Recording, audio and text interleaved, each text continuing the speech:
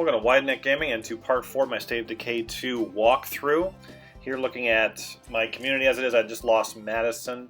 I'm switching over to Marcella, and at this point you're looking at the stats, like she has Madisyn. You're starting to pay attention to these because they affect how you upgrade buildings. Right now for morale you can also use the Feast, since I have used my latrine already. And here is my follower. You start to get into like the second string of people, the ones that you use. It's good to have at least 5, then you're in good shape. I'm revisiting the area where I lost Madisyn and some equipment, so going back there. The abilities start to come into play more. Here I'm throwing some firecrackers, and that outpost, my favorite, the artillery strike, I'm able to use those in combination. The difficulty I find, like compared to the normal mode, this has much more of an impact that I'm using things in conjunction, like firecrackers to attract them, and then the artillery strike. Along with picking up the equipment that I lost from my guy, and then some of theirs that they lost. There's still that one hostile guy somewhere back in there. And kind of what I said before, this is random. If you do something or an objective fails, sometimes they go hostile towards you. So a couple things going on. Sometimes they get killed by the zombies, but as you can see in the distance there, the Juggernaut's still kind of hanging around. And the damage seems to stay with them, though, like if you attack a bit. The characters, though, jeez, Greg, he just stands there in the way as I'm trying to shoot them. And here I am finishing him off. But it seems to be worse with when you're battling zombies than when you're battling humans. Like, they just stand there, don't know what's going on. And there he is. He still survived. He's taking pop shots at me on the porch there. And at this point, you know, you have more ammo, so there's some flexibility to take them out. And like I have a silencer attached to this.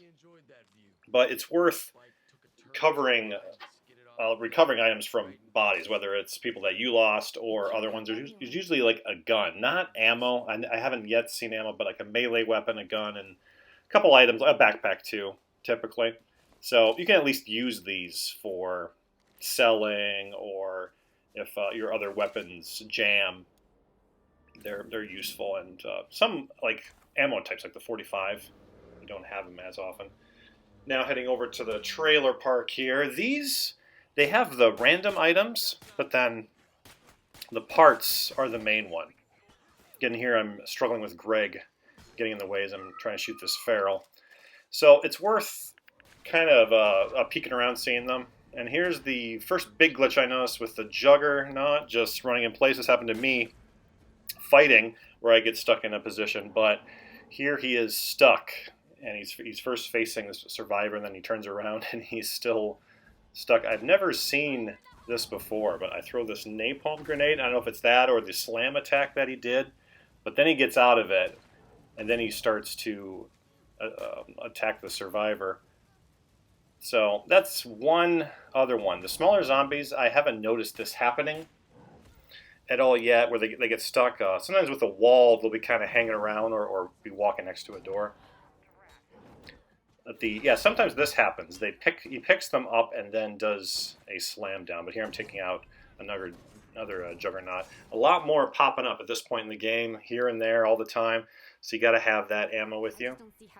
But here I happen to find a survivor that was hanging around. And her objective is to attack another base that is in the same area. This is like the second base third base I've attacked in this area. And this is the fun part, where you have those random things happening. So what I'm doing is I'm swinging by an outpost. And this is another thing at this point in the game, you can create items. I created 2 pop can bombs, because I don't have any, I'm out of like napalm, that I'm able to use to take out this base here. Speaking of a zombie walking into a wall, there's one right there. So more flexibility. Also the influence when you trade. If you need weapons, you're able to use that quite a bit more. But this was an interesting fight. There's a fair amount of zombies around. I don't have very heavy weapons, but they don't either. So there's this kind of three-way fight going on. Like, they're fighting the zombies close by, and I'm fighting them, and the random stuff that goes on, like the person I'm helping runs at me. That's why they didn't have that little red diamond, and I was shooting shooting at them. Some people don't like this because, I mean, the AI is bad, but because there's so many things that can happen, it can make it more interesting because you're adjusting to it. So they're fighting the zombies and fighting me, and I'm doing the same thing. So there's these little breaks going on in between.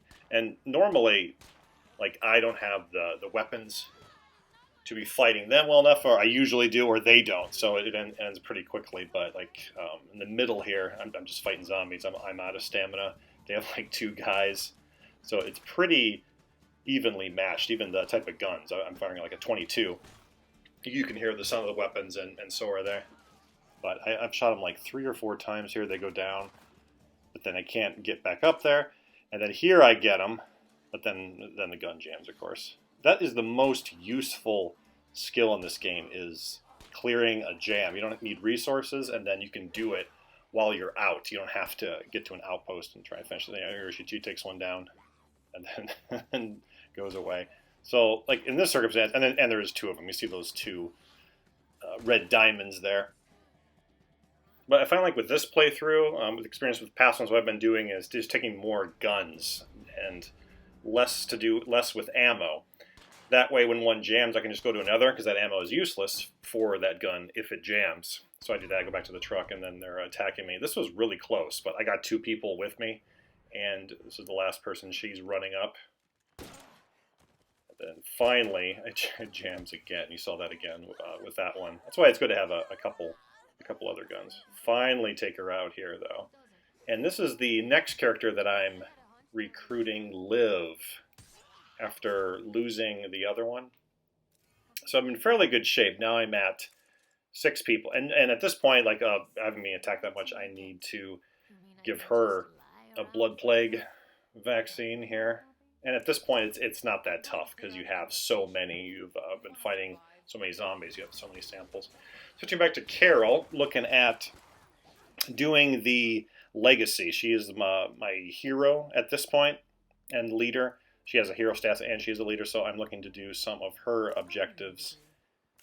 Going to the first community, it needs a blood plague. Fortunately, those are very easy. The objectives get easier too. Whenever it's an item, you normally have it or you can make it pretty quick. So it's easy for me to give her that. She's an ally to me.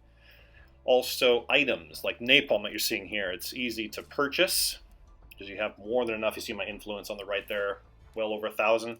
So I'm in good shape. Another infestation here. This time I'm helping out a community. At this point in the game, you have enough morale boosters, though, either with people that you have, or things like the latrine, or like with you have excess food, so I'm able to do the feast, which can give me a boost for morale. But a lot more zombies now. Like there's 3 screamers here I have to take out, but more ammo and more explosives, all of that. Explosives are really key, though, in this game, more so than ammo. You want to conserve it. I'm always looking out for trading. Like, this is after I created one. Nothing here. I can always give them resources. Food, I was getting a bit low on, but now I'm able to deposit those rucksacks. Have plenty of fuel, bought that. Certain resources you don't want to be afraid to buy. You start to have missions where that they want you to do something. You can choose to do or not do it. You always have that flexibility. But in this case, I'm not bothering with it because she's wounded, so I'm switching to my new survivor, Liv, and starting to check out a new home here, partly because there is a community. It's nice to have a community in close proximity to your home base, along with planning for resources. Like, I've cleared out most of the resources where I'm at. I'm looking at kind of strategically a new location. This is the truck stop. All of the home bases have different benefits. There's like the thing with the location, the size, where you can build new structures, and there's small like bonuses to certain things. Certain things can be cheaper. Like for this one, repair kits are cheaper, but I was able to get this one, but even though the zombies are still attacking me, just everything teleports magically over there, and I almost lose Jay here. But there's even a little benefit that they attack all the zombies that are in there. First thing you want to do is upgrade your storage, which I'm doing here to 25. You only have 15. and then get moving on other bases. Like you see on the left there, I'm at 52, so I want to be starting to build things. The benefit with this one, though, is the auto shop. I can start with cheaper repair kits. Like, subscribe if you really like the video, and I'll see you in part 5.